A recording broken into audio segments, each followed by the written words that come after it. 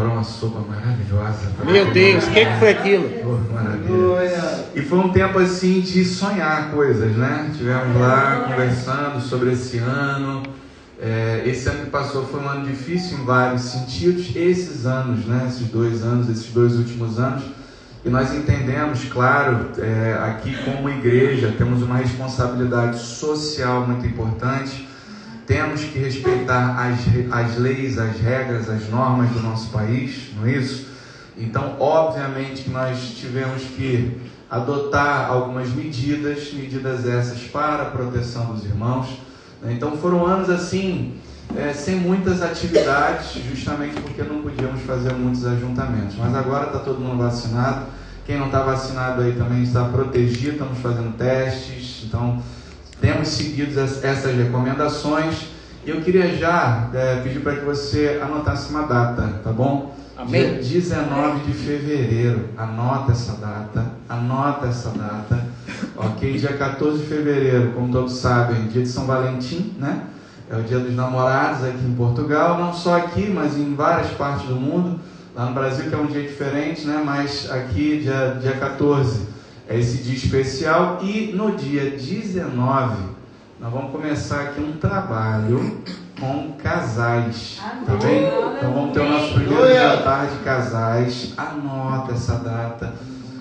Mas eu não sou casado, posso participar? Pode, né? Eu vivo com alguém, né? É importante que você tome essa decisão, né? É óbvio, claro, né? Para que você desfrute de toda a bênção de Deus na sua vida familiar. Tome esse passo, né? Se você decidiu, não é essa pessoa com quem eu quero viver, já vive com ela já há muito tempo, tem até filhos com essa pessoa, mas ainda não assinou um papel, né? E aí o pessoal fala, né? Mas o que é um papel, um documento? Nosso amor é muito maior. Se um papel não representa nada, então assina logo esse papel aí, formaliza essa situação, né? Às vezes a gente usa desculpas, não é isso? São desculpas que a gente utiliza. Mas se você, né, tem aí uma fé, um namorado, um marido, uma esposa, um cônjuge, não sei, né, vive aí em união de fato, essa data é para você, tá bom? Dia 19 de fevereiro vai ser o nosso primeiro. Já temos outros marcados, mas esse vai ser o primeiro. E se você quiser participar, fala comigo depois do culto, tá bom? Amém. Eu já vou aí anotar o seu nome para reservar o seu lugar, ok? Tem videira Bill já? Vamos! Aleluia! Então vamos nessa, vamos lá. Mas essa aí não estava. Não, essa aí a gente estava guardando para Vamos lá então. o próximo. Essa que você falou Aí. Poderoso. Já está próxima, né? Amém? Vou colocar um volume aqui, mas vamos ver se tá bom. Vamos lá, pede já foi. Olá, santos, a graça e a paz do Senhor Jesus a todos. Eu sou o Tom Mendes e começa agora o nosso Videira News.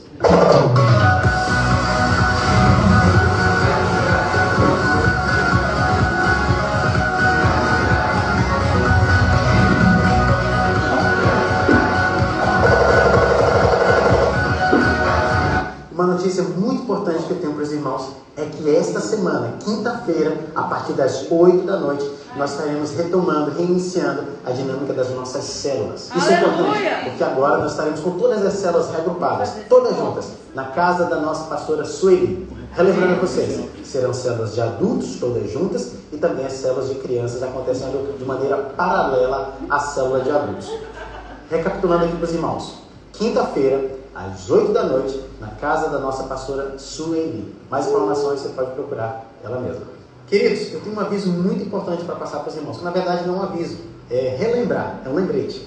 O nosso culto de celebração, queridos, não é opcional. Eu sei que é algo muito importante e eu sei que eu preciso reforçar isso para os irmãos. Vamos adorar juntos.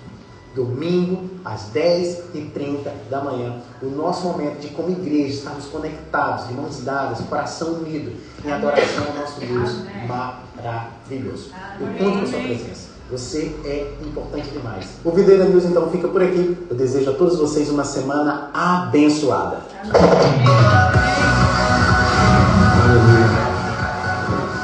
Amém. Vamos esse ano fazer um ano de aceleração. Amém?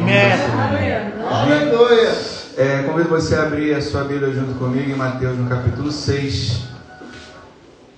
Mateus, Evangelho de Jesus Cristo, segundo Mateus, capítulo 6. a partir do versículo 19, e eu leio aqui a palavra do Senhor. Acompanha comigo aí.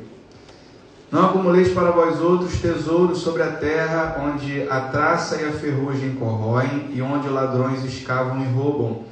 Mas ajuntais para vós outros tesouros no céu, onde a traça nem a ferrugem corrói, e onde ladrões não escavam nem roubam. Porque onde está o teu tesouro, aí estará também o teu coração. São os olhos a lâmpada do corpo. Se os teus olhos forem bons, todo o teu corpo será luminoso.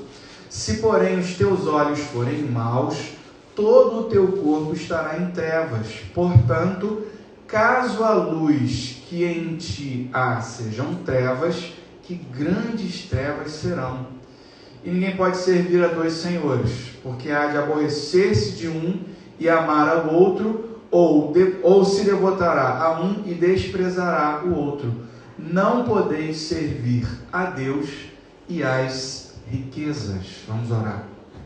Senhor Deus e Pai, mais uma vez, nós estamos diante desse texto maravilhoso, Sermão do Monte, Senhor, que nos ensina tantas coisas, os ensinos de Jesus Cristo para nós, teus servos, teus filhos, teus discípulos. Possamos nessa manhã ter ouvidos atentos, coração ávido por receber, ó Deus, a Tua palavra. E, ó Pai, uma disposição mental, uma disposição que vem do fundo da nossa alma de Te obedecer. Aleluia! Que não sejamos aqui ouvintes negligentes, mas que possamos pôr em prática aquilo que estamos aprendendo aqui nesse lugar, para que a nossa vida seja transformada pela Tua palavra. Por isso eu oro nessa manhã, agradecido em o nome santo de Jesus.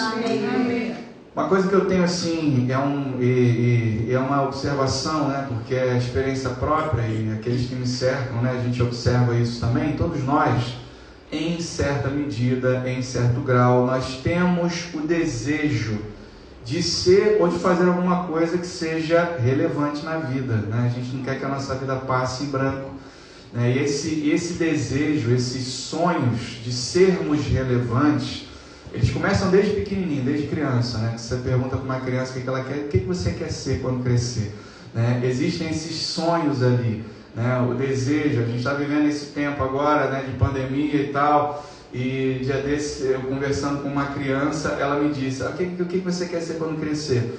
Eu quero ser cientista para acabar com a Covid, né?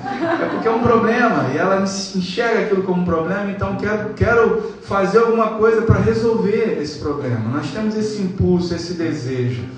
E na medida em que a gente cresce, né, é interessante que a criança quer ser cientista, astronauta, professor, né? Tem aqueles sonhos de infância, jogador de futebol. Eu, quando era criança, queria ser jogador de futebol, né? Mas não jogo nada, sou péssimo, e desisti desse sonho, desse objetivo. Mas ao longo da vida, esses sonhos de criança, esses desejos, eles vão se modificando. Esse idealismo infantil, ele vai sendo substituído. A gente vai começando a pensar de uma forma mais prática. E esses nossos desejos, né? Esses nossos sonhos de fazer alguma coisa relevante na vida, começam a mudar. A gente começa a adotar outros padrões, né? E que padrões são esses? O adulto, na verdade, ele pensa de forma mais prática. Você tem contas a pagar, então a gente quer ser rico, né? A gente quer ter poder de alguma forma, ter influência, a gente quer ser famoso, né? Então esse desejo de relevância vai ganhando esse outro sentido, essa outra conotação. E muitas vezes na vida adulta, a gente passa a tomar decisões, passa a fazer escolhas, né? Escolhas em várias áreas, seja na sua vida profissional, seja até mesmo nos seus relacionamentos. A gente passa a tomar decisões não por causa do prazer, não por causa da realização que aquelas escolhas possam nos trazer, né? Mas sim pelo retorno. E a gente pensa assim, né? O que é mais vantajoso? A gente acaba tomando decisões baseadas nas vantagens e desvantagens que um caminho, né? Há duas possibilidades. A gente vai então pensar, fazer contas à vida e pensar muitas vezes aquilo que é mais vantajoso, seja financeiramente, seja porque vai nos abrir alguma porta, né? E refletindo sobre essas questões, um filósofo inglês, né? Esse filósofo ele morreu na década de 70, mas ele deixou muitos livros, muitos artigos escritos. O nome dele é Alan Watts. Se você quiser, procura na internet, você vai encontrar muita coisa boa, reflexões sobre a vida. E num dos artigos que ele escreve, o nome do artigo é O que você faria com a sua vida se o dinheiro não existisse? Ele escreve umas coisas muito interessantes para a gente pensar, né? Então vou ler só um trechinho do artigo desse filósofo. Ele diz o seguinte: o que faz você ansiar? Que tipo de situação você gostaria de viver? Vamos supor que o dinheiro não existisse. Como é que você realmente gostaria de viver a sua vida?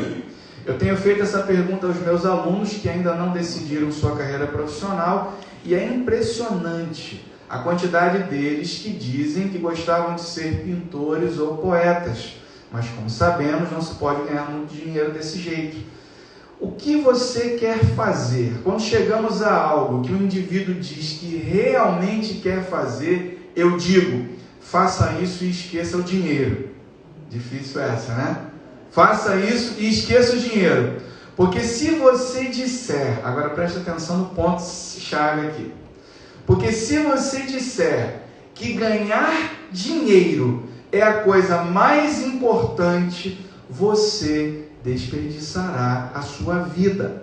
Você fará coisas que você não gosta, para viver uma vida que você não gosta, para agradar pessoas que às vezes você não gosta, e isso é estúpido. Melhor é ter uma vida pequena, porém cheia do que você gosta de fazer, do que uma longa vida vivida de forma miserável. Captou aí essa visão? Quais são os seus desejos? Eu queria que você refletisse agora. Quais são as suas metas? Eu tenho certeza que você tem metas, tem planos, tem objetivos. Eu tracei alguns, né? Eu tenho certeza que você tem metas, tem sonhos, tem desejos na sua vida. Agora, talvez a pergunta mais importante dessa manhã seja essa: o que será que Deus pensa dos seus propósitos, dos seus objetivos, dessas metas, desses desejos que você traçou no seu coração? Nessa passagem que nós lemos aqui das Sagradas Escrituras, Jesus nos ajuda a pensar sobre essa questão de uma forma mais profunda. Jesus aqui, né, como tem falado aqui no Sermão do Monte, Jesus ele está então ensinando os seus discípulos. Havia uma multidão que o seguia, e Jesus então decide que esse era o momento ideal para que ele dissesse para aquelas pessoas: vocês querem ser meus discípulos? Então ouçam aquilo que eu penso acerca da vida. Então o Sermão do Monte são as reflexões de Jesus a respeito da vida que nós vivemos aqui. Então ele fala muitas coisas, e nós vimos aqui tiramos aqui várias lições importantes já do Sermão do Monte. Nesse trecho aqui, de uma forma específica, nesse capítulo 6, Jesus então ele começa a falar sobre valores. O que realmente tem valor? Há pessoas que dão, e aí Jesus está aqui confrontando. Nós vimos isso no início do capítulo 6, ele confronta, né? No finalzinho do capítulo 5 ele já faz isso, mas aqui ele está confrontando a sua audiência, os seus ouvintes, dentro daqueles que o seguiam. Havia ali os fariseus, os saduceus, os religiosos da época de Jesus, que queriam entender quem era aquele homem que causava tanto rebuliço por onde passava. As multidões o seguiam, então aqueles homens queriam entender a maneira de pensar. Jesus era conhecido já como um rabino, como um mestre. Então eles queriam saber que tipo de novo ensino era esse que arrastava tanta gente, tantas multidões. Então Jesus aqui, ele começa a falar então sobre aquilo que tem realmente valor nessa vida. Nesse trecho que a gente leu aqui, Jesus então ele vai apontar para a gente, né, ele vai dizer, né, que há uma forma de viver errada. Há uma forma que é pura loucura, mas há uma forma que é uma forma de viver de maneira sábia, onde você pode investir a sua vida, os seus dias, porque o bem mais precioso que a gente tem é o nosso tempo, né? Você pode achar que é a sua conta bancária, mas não é, porque dinheiro você perde hoje, mas você vai trabalhar amanhã, você vai conseguir mais, não é isso? Mas o minuto que passou não volta atrás. A maneira como nós investimos, como nós gastamos a nossa vida, tem que ser muito bem pensada, muito bem estudada, para que no final das contas eu não venha a me arrepender da vida que vivi. E Jesus está falando aqui que existe uma forma errada de viver, que é loucura, mas existe uma maneira sábia, onde nós fazemos escolhas certas, escolhas essas que vão nos trazer, né, alegria, felicidade, realização. E na última mensagem que eu preguei aqui sobre o Sermão do Monte, nós vimos aqui que no capítulo 6, Jesus então ele começa a colocar em perspectiva dois aspectos da vida, né? Ele falou aqui, você que estava aqui na mensagem, ouviu Jesus, ele fala sobre a vida religiosa e a nossa vida material. Ele fala sobre a nossa devoção e o nosso relacionamento com o mundo. Então, nos versículos anteriores aqui, Jesus ele nos alertou sobre o perigo da gente transformar a nossa vida religiosa num espetáculo, num show, né? Ele fala para nós aqui sobre o perigo da hipocrisia e como a igreja é um ambiente fértil para a hipocrisia germinar.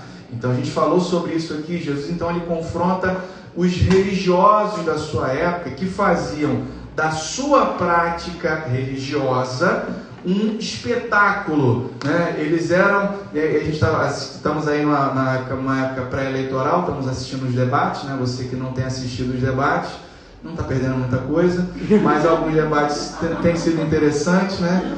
E teve um debate que esse foi para esquecer mesmo, entre o líder do CDS e o do Chega, né? Foi uma troca de ofensas assim, gratuita, desnecessária na televisão, né? E o líder do CDS, e ali dentro daquela adjetivação do debate, que eu acho péssima, né? Não havia ali uma discussão por propostas, era uma discussão, estavam usando ali a tal da falácia ad hominem, né? Tentando derrubar o oponente para derrubar os seus argumentos. Isso é uma falácia, né? A pessoa pode não ser muito capaz, mas se ela tiver boas ideias, né, pode ser um forte candidato a ganhar as eleições. Mas, enfim, não estou aqui para falar de política. O que eu chamo a sua atenção é que no meio do debate, o líder do CDS chama o líder do partido, né, do Chega, de o rei da basófia. Não sei quem sabe o que é basófia. Basófia, né, o rei da basófia. Basófia é fanfarronice, gabarolice. É alguém que faz propaganda daquilo que não é, né? Na verdade, ele se apresenta como algo que ele não é. Então, ele joga confete em cima dele mesmo. E a gente viu aqui, né, na última mensagem, que Jesus critica esse tipo de atitude. A gente aprendeu aqui algumas lições importantes, né? O que a gente aprendeu? Que o verdadeiro cristão, ele não fica fazendo propaganda das suas boas ações. E Jesus falou isso aqui, só voltando, só para a gente relembrar, né? Jesus ele fala isso, olha, quando você der uma esmola, não toque trombeta diante de ti, como fazem os hipócritas nas sinagogas e nas ruas, para serem glorificados pelos homens. E é esse tipo de atitude que Jesus critica. Olha, cuidado com a hipocrisia. Sejam, né? Façam boas ações, mas não usem as boas ações para que as pessoas vejam e vocês sejam elogiados por isso, né? Então o que a gente aprendeu aqui, que o cristão verdadeiro, ele não fala das suas boas ações, ele faz boas ações e deixa que elas falem por ele, né? É o testemunho que convence, não é isso? E nós vimos aqui também que o indivíduo que vive a fazer propaganda da sua bondade e da sua generosidade é alguém pouco confiável. Foi isso que Jesus falou. Olha, essas pessoas que vivem fazendo isso não são de confiança, né? Então não sejam assim. E Jesus termina dizendo, né, que na nossa intimidade com Deus, intimidade é algo íntimo, né? É algo para ser vivido, né, na intimidade, o nome já diz, não é? E os fariseus usavam da sua intimidade para ostentar como um troféu. Por quê? Eles queriam parecer melhores do que os outros homens.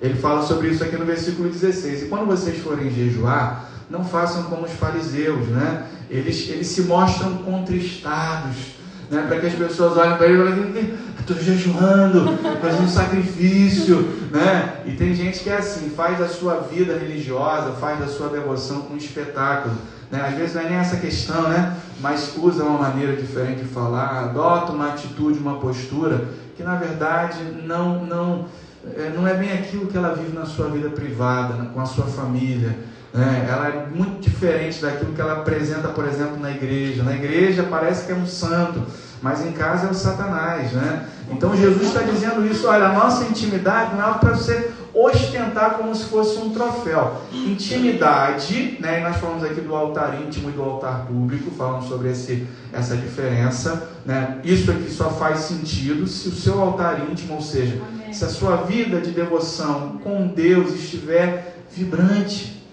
Tem gente que não acha sentido nisso aqui que a gente faz, mas não vê sentido porque não tem uma relação de intimidade com Deus.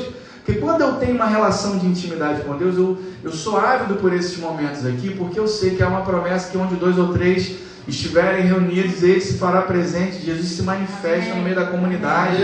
E aí eu só consigo experimentar isso de uma forma plena quando no meu altar íntimo eu estou ali oferecendo sacrifício de louvor a Deus. Pronto, é isso, né?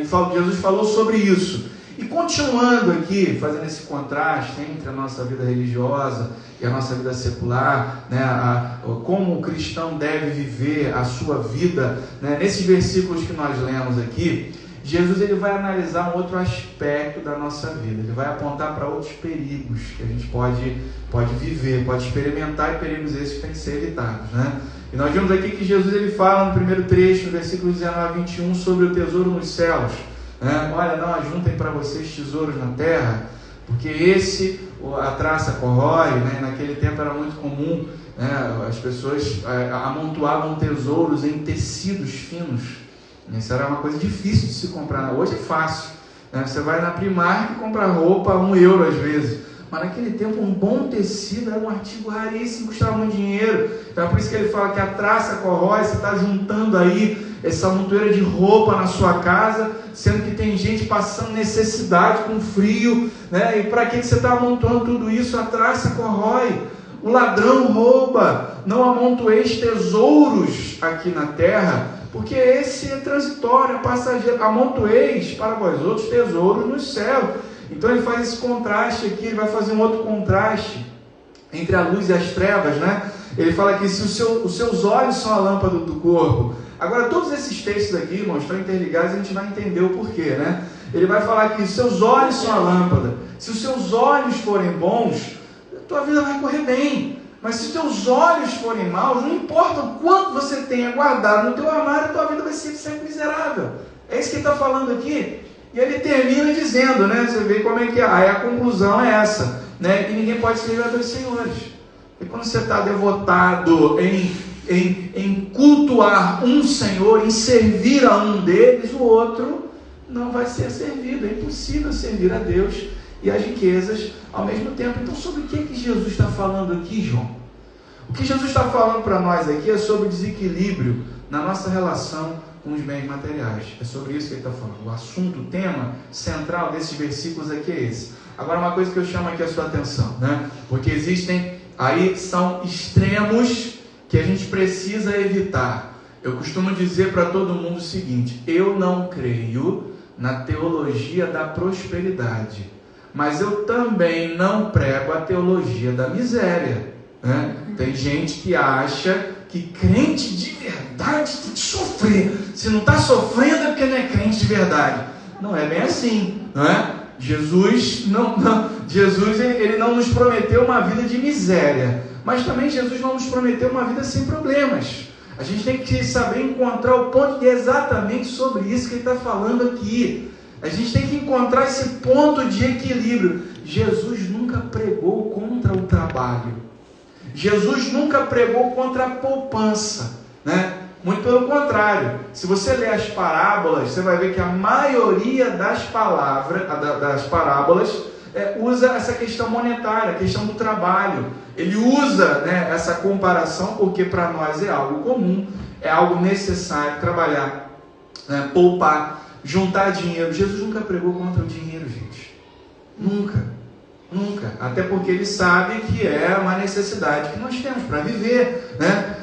Se você for lá vai lá em Lucas 16, depois leia, né, essa parábola. Talvez seja uma das parábolas mais difíceis de serem interpretadas, mas é uma parábola que fala de um administrador, né, que foi flagrado lá, foi pego, o patrão dele viu que ele não estava sendo honesto, correto, né, e aí ele usa, né, de alguns artifícios, esse administrador usa de alguns artifícios para ficar bem com as pessoas. Então ele usa o dinheiro, usa as dívidas das pessoas. Olha, você está devendo quanto aqui para o meu patrão? É 50 quilos de farinha, então vem aqui no meu caderninho aqui, escreve 50, escreve 25, escreve 10.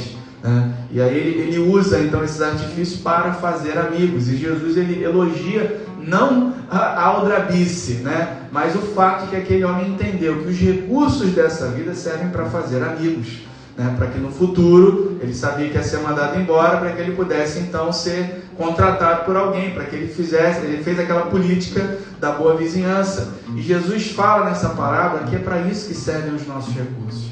É para isso que serve aquilo que Deus coloca nas nossas mãos, para que nós usemos para alcançar o coração das pessoas.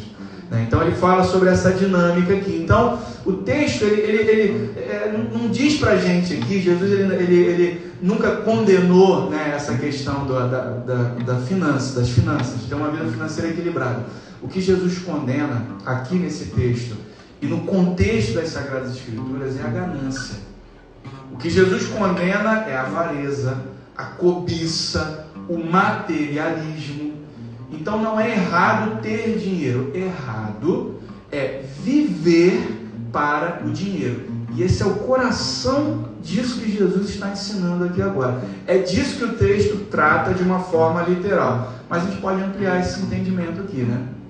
A gente pode ampliar o que Jesus então está querendo dizer aqui, João. Quando ele fala sobre os tesouros na terra, o que Jesus está querendo dizer? É além do dinheiro, é além dos recursos financeiros.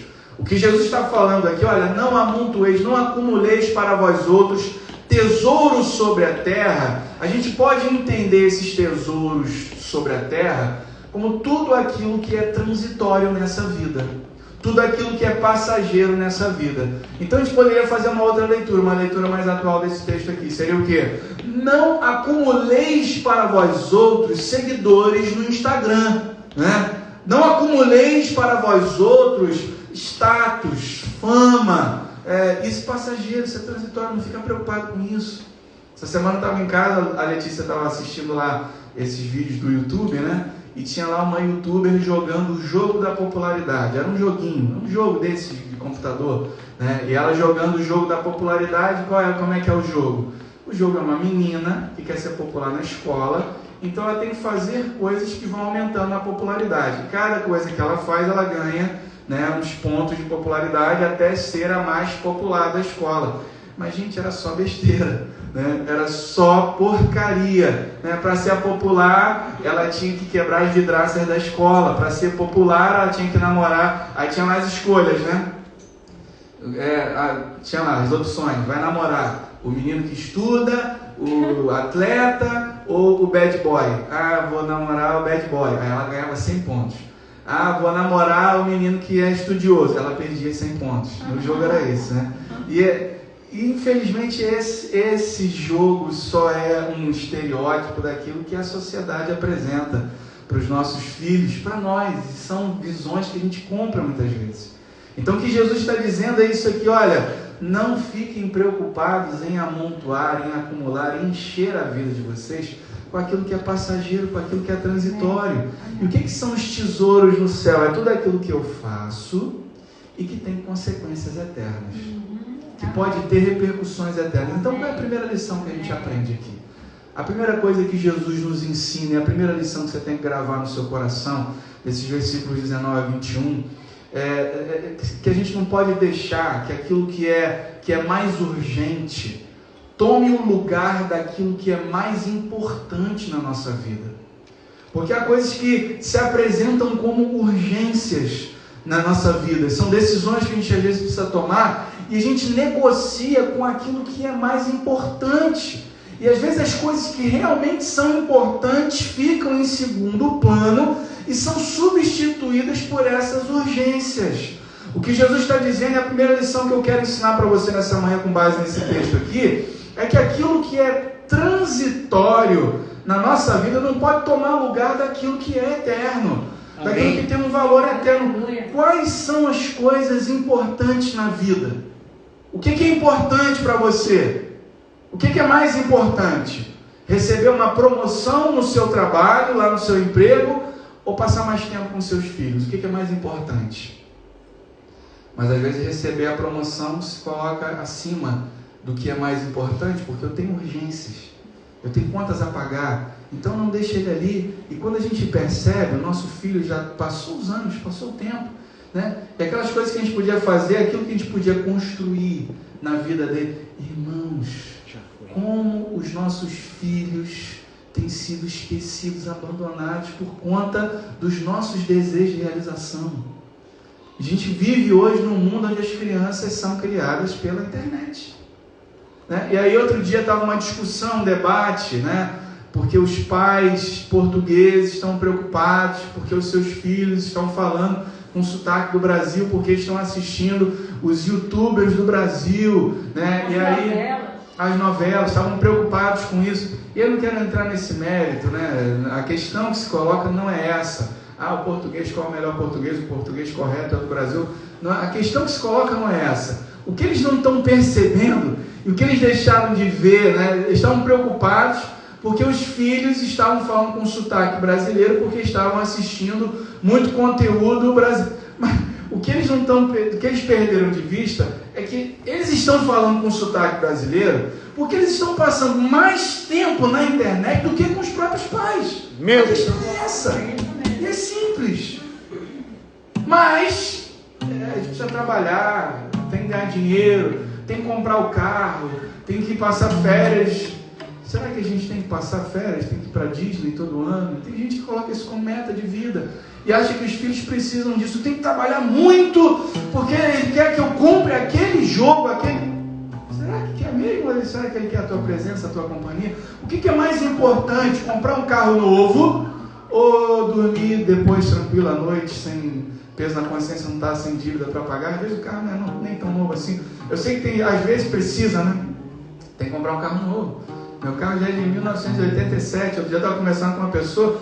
Eu tenho um carro que já está fazendo quase 1 milhão de quilômetros. Eu falei, maravilha, quando fizer 1 milhão, vou fazer uma festa, né? 1 milhão de quilômetros é muita coisa, né?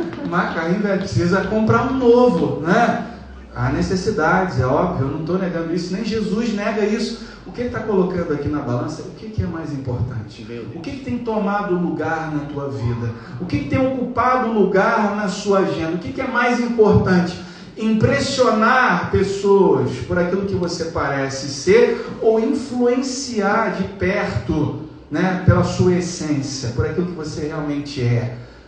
Às vezes a gente fica preocupado com o que vão pensar da gente no Instagram, no Facebook, mas não fica preocupado com aquilo que a gente está causando na nossa família, na nossa casa, no nosso ambiente de trabalho, com as pessoas que estão próximas. A gente tem que ser influente na vida desses que estão próximos da gente. Às vezes a gente fica preocupado em influenciar quem... Hoje em dia está uma chuva de cursos online, de tudo que você possa imaginar. Isso é bom. Não estou dizendo que isso é ruim. Isso é bom, acesso ao conhecimento. Mas a gente se perde nisso. A gente quer ser como aquela pessoa que tem 1 milhão de seguidores no Instagram. Para quê? Eu me pergunto, para quê? Não, porque ele deve estar ganhando muito dinheiro. Mas será que ele é feliz? Será que é uma pessoa realizada? Será que dinheiro é tudo nessa vida? A gente tem invertido as prioridades em busca dessa falsa felicidade que o mundo faz propaganda, e a gente tem embarcado nessa. Muitos de nós estamos vivendo, agora avalia aí a sua vida agora, avalia. Muitos de nós aqui estamos vivendo estressados, esgotados, porque na nossa agenda, né, a gente tem colocado aquilo que é urgente em primeiro lugar, e aquilo que é importante vai ficar em segundo plano. A gente diz muitas vezes que precisa, não, é só por um tempo, né? É só por um tempo. Mas esse tempo já está durando muito. A gente perde de vista. O tempo passa, os anos passam, e de repente aquilo tomou conta da nossa vida. Você conhece a história de Marta e Maria, não conhece? Sim.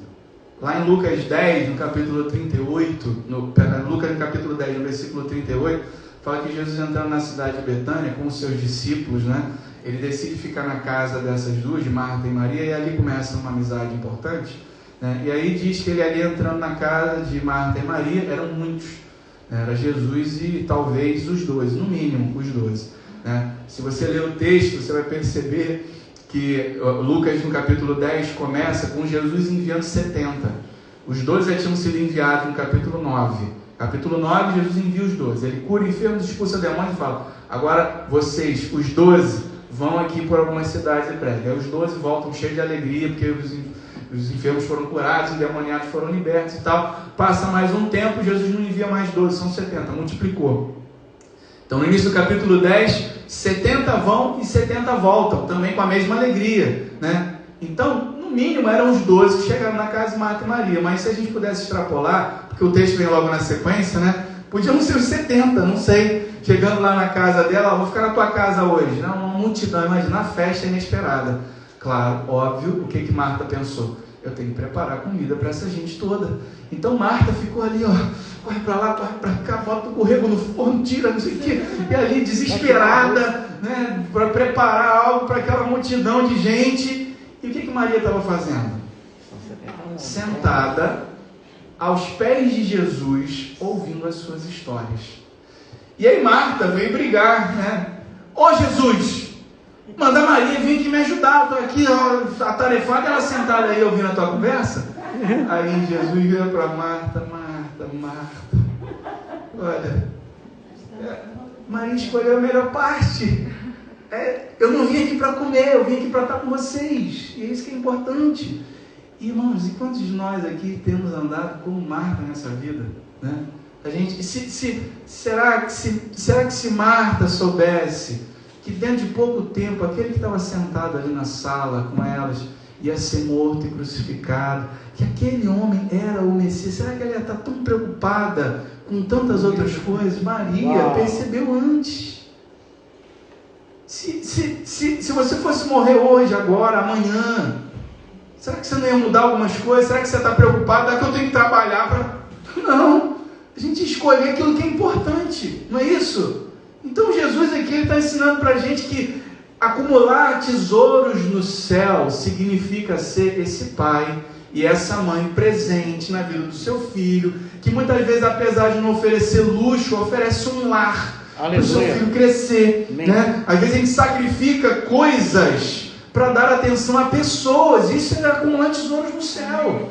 Acumular tesouros no céu significa ter a capacidade de usar os nossos recursos para ajudar a quem precisa.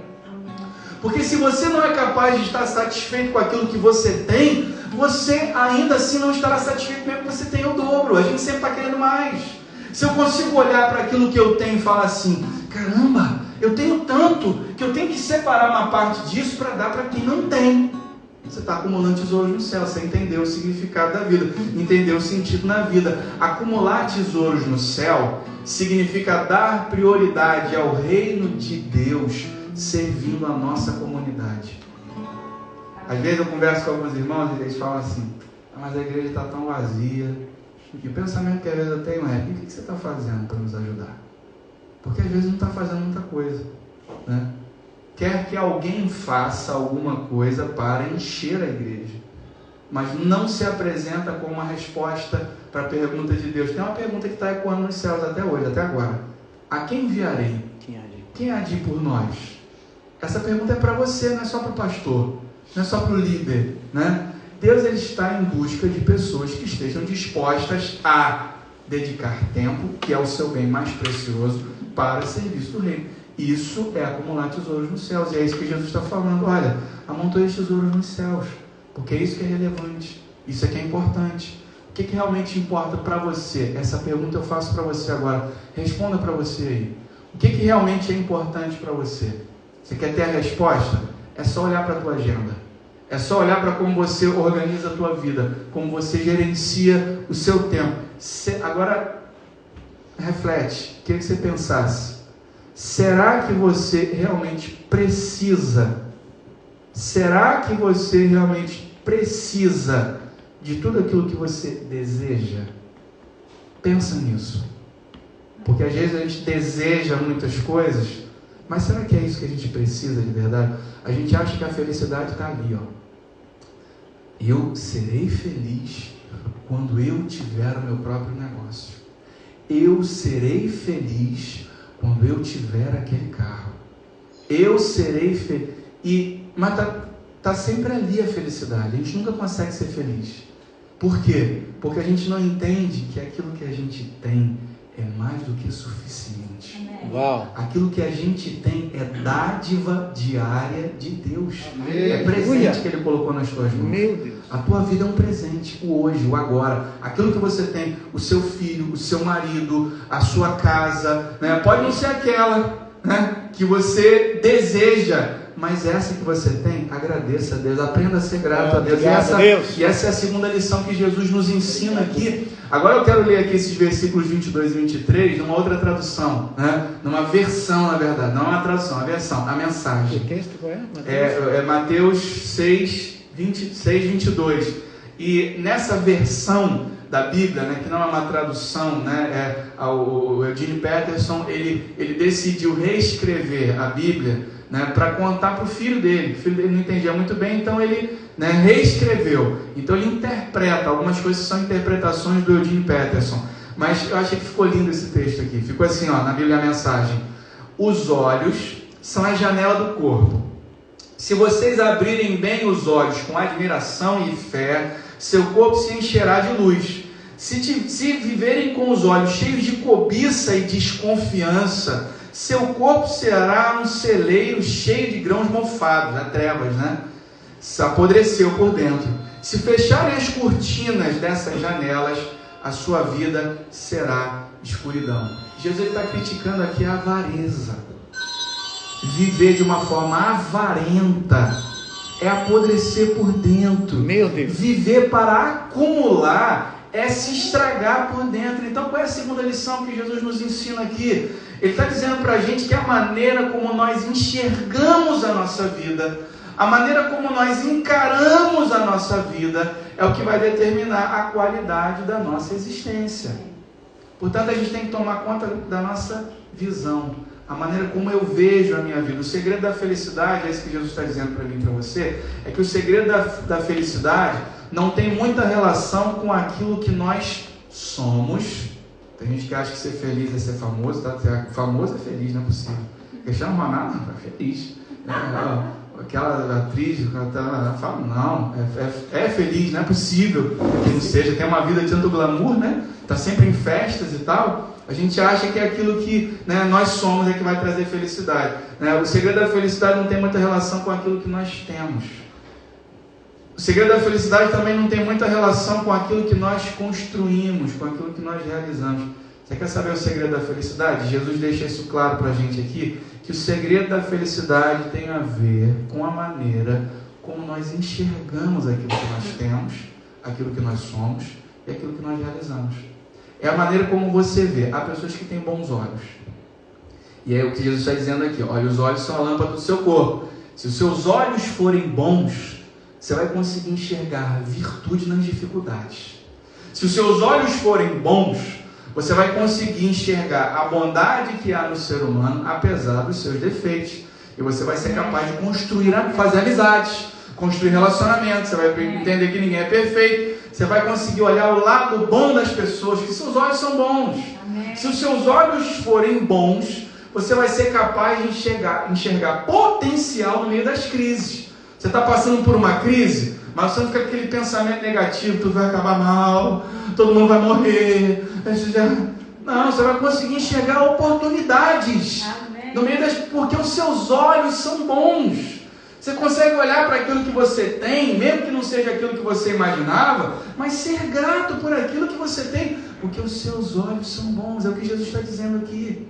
Mas se os seus olhos forem maus, e há pessoas que têm olhos maus, não é isso? E a pessoa que tem olhos maus, ela vê maldade em tudo, vê desgraça em tudo, está sempre insatisfeito. Quem tem olhos maus está sempre insatisfeito, está sempre tudo ruim. Bom era naquele tempo, né?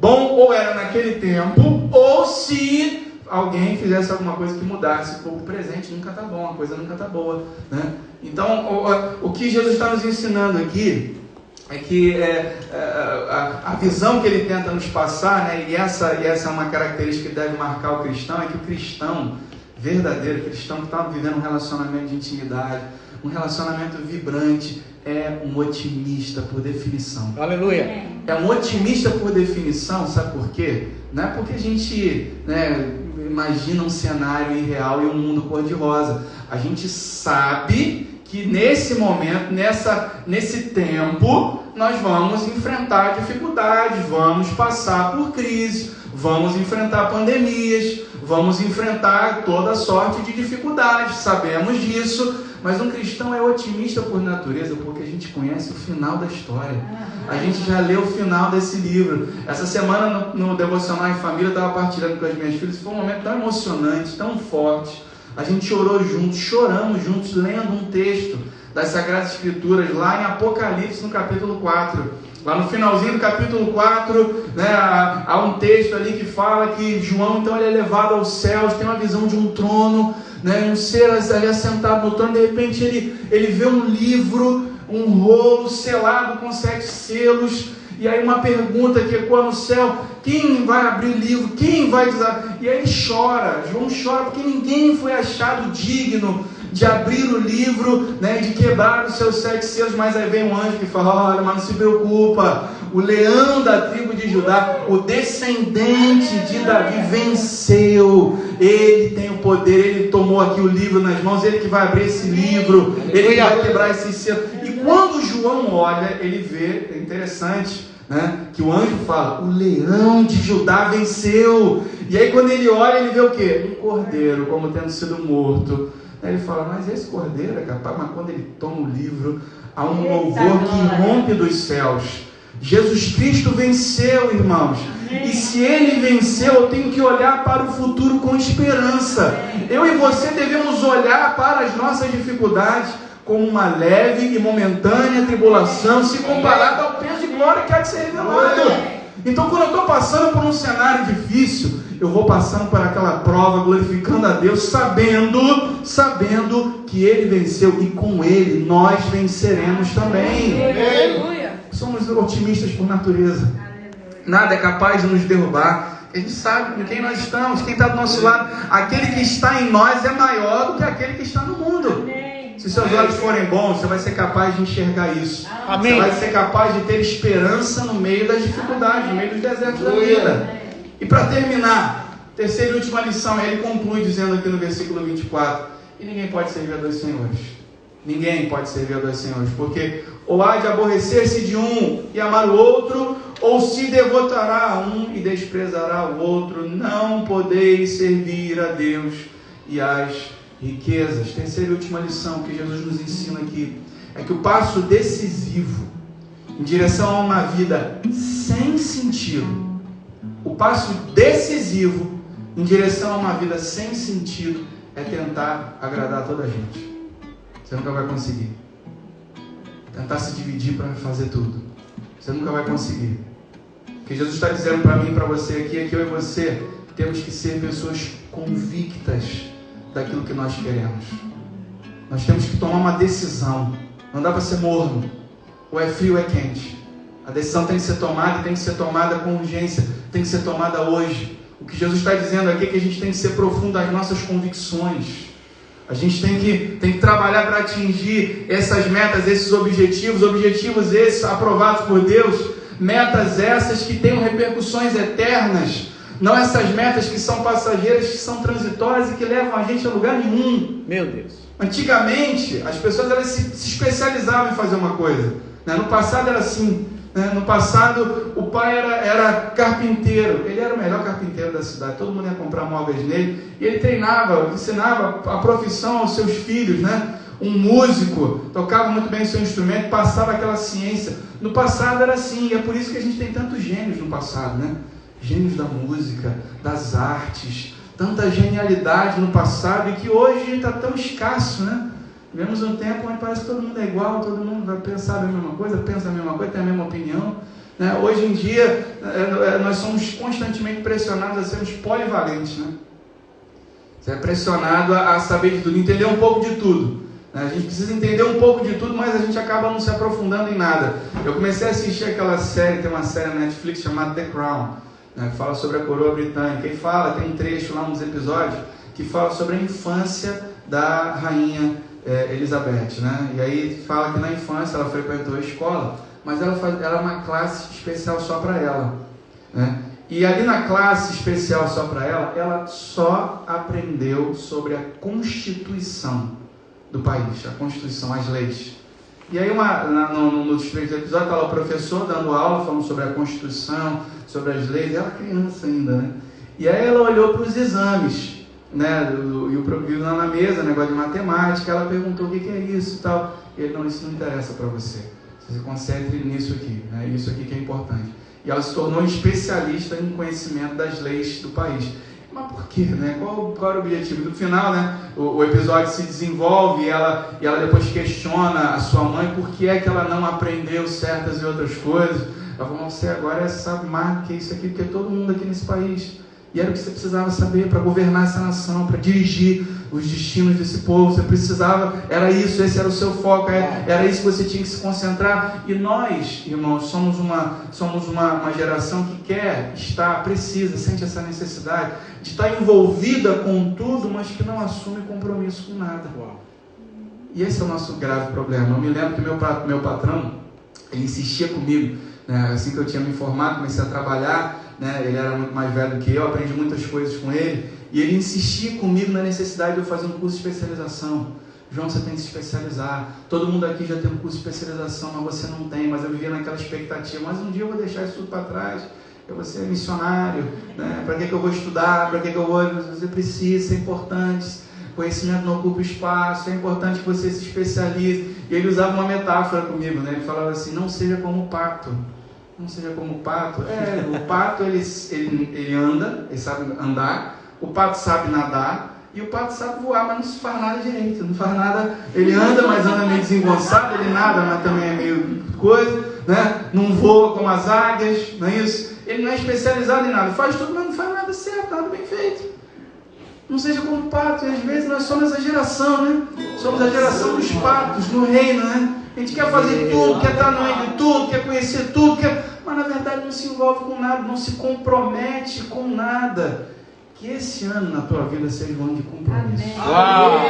Seja um ano de disciplina, seja um ano de dedicação. Que você esse ano se comprometa mais com a sua família. Que você esse ano se comprometa mais no seu trabalho, sim, seja alguém mais comprometido para que você possa dar um melhor testemunho lá no seu ambiente profissional, seja alguém mais comprometido nos seus estudos, sim, porque não, é claro, com certeza aquele curso de inglês que você pensou em fazer, está na gaveta já há 6 anos, vai fazer agora. Fala, né? Vamos ser mais dedicados, comprometidos na nossa igreja local. A gente precisa de ajuda, de apoio. Vai começar aí, célula de novo, vamos lá. Vamos multiplicar, vamos ter 2, 3, 4, 5. Vamos sair desse espaço aqui para um maior, né? Uma capacidade maior, porque vamos arrebentar pelas costuras aqui, em nome de Jesus. Mas isso, se você decidir, é uma decisão que você tem que tomar hoje. Decida hoje, acima de tudo, assumir um compromisso com Deus. Assumir um compromisso com o Senhor. A quem você tem servido? Como é que anda a sua visão? A maneira como você vê a vida? O que tem sido mais importante para você? Olha para a tua agenda hoje. Decida hoje amontoar tesouros no céu, ainda da terra. Decida hoje. Permita que Deus ilumine a sua alma. Permita que Deus ele faça uma transformação na sua vida e mergulhe hoje num único relacionamento que pode dar sentido e significado, que é o relacionamento com Deus através de Jesus Cristo. Nessa manhã, em nome de Jesus, amém? Vamos ficar em pé, irmãos, eu quero orar.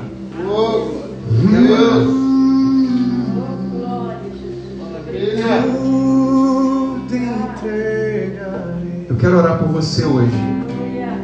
Eu sei que há pessoas aqui que têm que tomar uma decisão. Você tem que tomar uma decisão hoje de forma definitiva. A quem você quer servir? Ainda há pergunta nos céus a quem gera aí a necessidade. Se você levantar os olhos, você vai perceber que os campos estão prontos para a colheita do Senhor.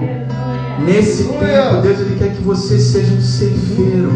Deus ele quer que você seja a resposta para essa geração.